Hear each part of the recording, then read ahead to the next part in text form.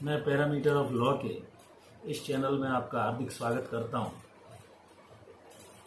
इस चैनल में आज का इम्पोर्टेंट टॉपिक है इंडियन एविडेंस एक्ट 1872 के सेक्शन 45 में ओपिनियन ऑफ एक्सपर्ट अर्थात विशेषज्ञ की राय क्या होती है, ये मैं आपको बताने जा रहा हूँ और इसकी क्या साक्षिक महत्ता या मूल्य है, एविडेंशियरी वैल्यू क्या है इंडियन एविडेंस एक्ट में साक्ष्य की।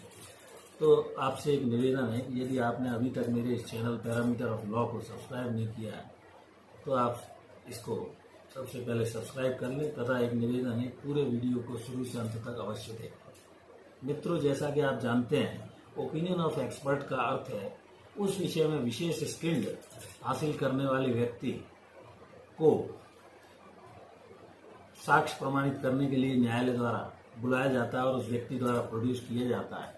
जो व्यक्ति रेलिवेंसी ऑफ ओपिनियन के रूप में उसके बारे में कोई एक्सपर्ट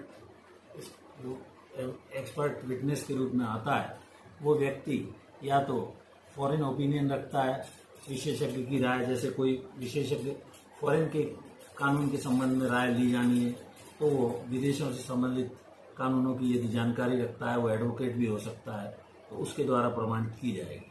इसी तरह एक्सपर्ट ओपिनियन में जो विशेष स्टडी और जनरल नॉलेज रखता है, एक्सपीरियंस रखता है, स्किल रखता है, उस व्यक्ति के द्वारा वो कोर्ट में प्रमाणित की जाएगी। इसके अलावा हैंडराइटिंग, यदि एक्सपर्ट की ओपिनियन का जहाँ तक प्रश्न है तो वो हस्तलेख विशेषज्ञ को बुलाया जाएगा और उस हस्तलेख विशेषज्ञ के द्वारा वो प्रमाणित की जाएगी। लेकिन ये वीक टाइप ऑफ एविडेंस है और इसमें बट इट नीड्स कोरेबोरेशन, और ये संपुष्टि या कोरेबोरेशन मांगती है।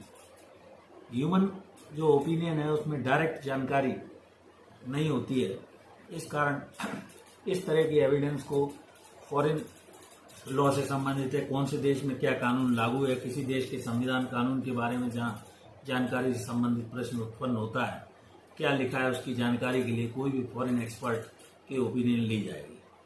और ये कोई भी एडवोकेट हो सकता है, फॉरेन जो लॉ के संबंध में एक्सपर्ट ओपिनियन बतला सकता है। जैसे अपने यहाँ का एक पुराना मामला Keshavananda Bharati versus state of Kerala का हुआ था, जिसमें नाना पालकीवाला द्वारा सुप्रीम कोर्ट में आर्ग्यू किया गया था और इसमें doctrine of basic structure change नहीं करने की बात कही गई थी।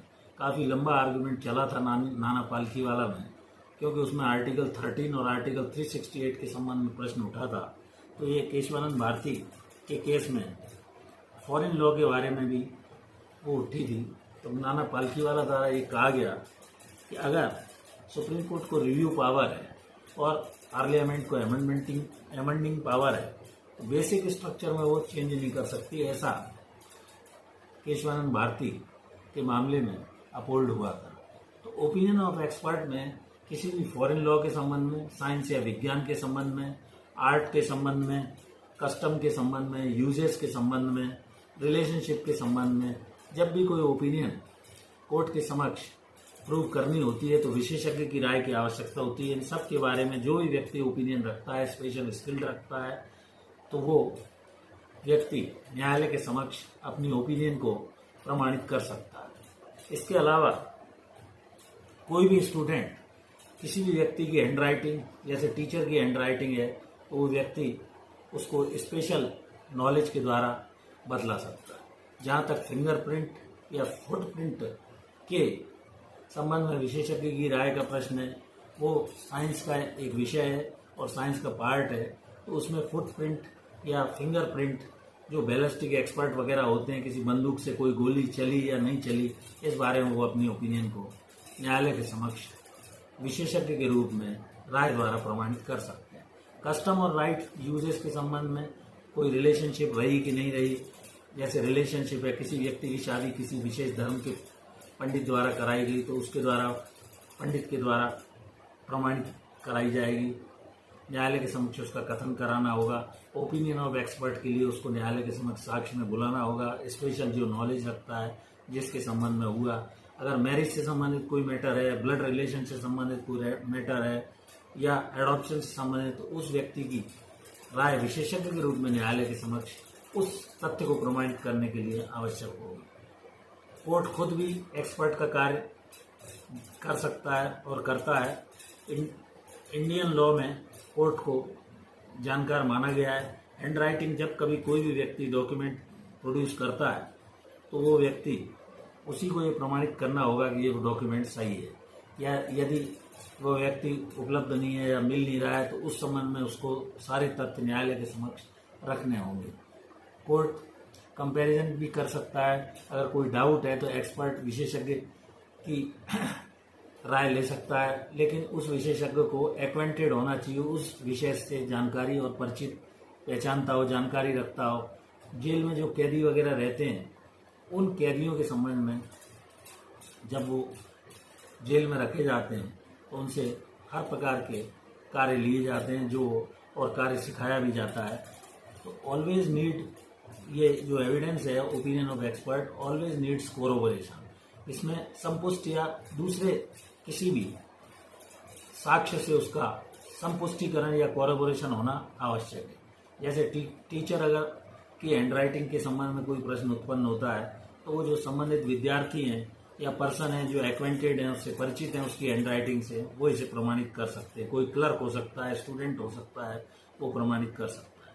साइंस में यदि कोई प्रश्न उत्पन्न होता है विज्ञान से संबंधित तो वो हैंडराइटिंग के बारे में, तो जियोग्राफी ग्राफोलॉजी कहलाती है। इसको ग्राफोलॉजी का जानकार व्यक्ति हस्त विज्ञान जिसे कहा जाता है उस चीज को प्रमाणित कर सकता है।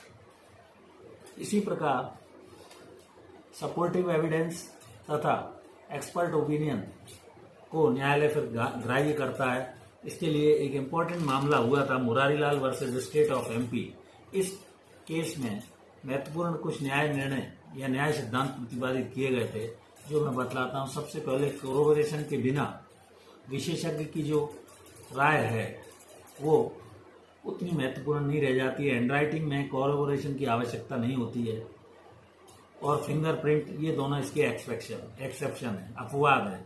हैंडराइटिंग तथा फिंगरप्रिंट में उसकी जरूरत नहीं होती है, लेकिन वैसे कोरोबोरेशन के बिना विशेषज्ञ की राय, कोरोबोरेशन उसमें होना आवश्यक है, तभी उसका महत्व रहता है। दूसरा उन्होंने ये कहा कि सावधानी उसको ध्यान में रखा जाना चाहिए। मुरारीलाल के केस में राय को ठीक से जांचा परखा और उसकी परीक्षा की जानी चाहिए।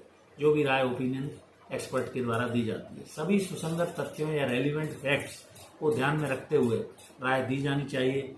खतरा यह नहीं है कि विशेषज्ञ विश्वास के काबिल नहीं है, बल्कि यह है कि वो अनरिलायबल है। सभी मानवीय विषय त्रुटिपूर्ण हो सकते हैं, क्योंकि मानव से त्रुटि होना स्वाभाविक है, किसी भी व्यक्ति से गलती होना स्वाभाविक है। इसी प्रकार एक्सपर्ट की राय सुसंगत होती है, मामले में निर्णायक नहीं होती, कंक्लूसिव नहीं मानी जाती है, वो कोरेबोरेटिव होना चाहिए।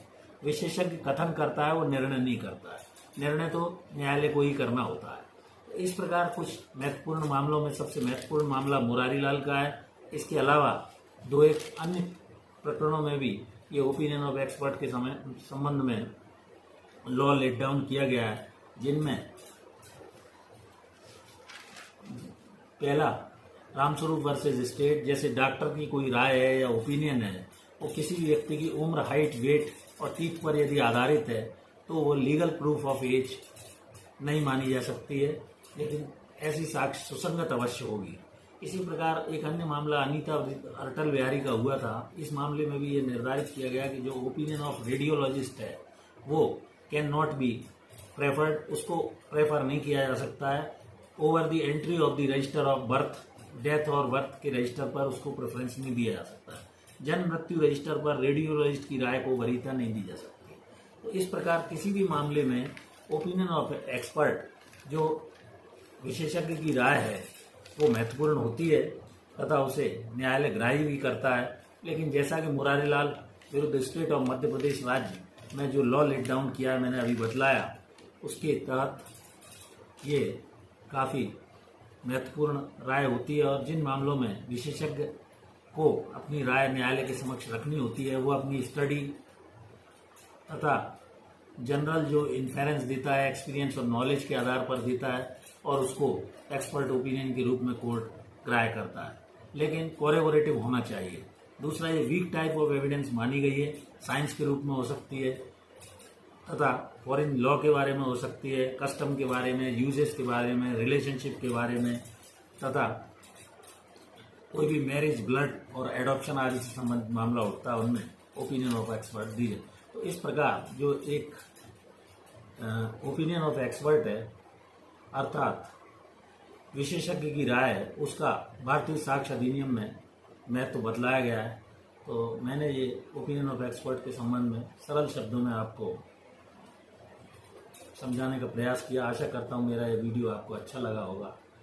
मैं फिर अनुरोध करता हूँ कि मेरा इस चैनल पैरामीटर ऑफ लॉ को यदि आपने अभी तक सब्सक्राइब नहीं किया, please subscribe, like and share. Thank you for watching this video. नमस्कार।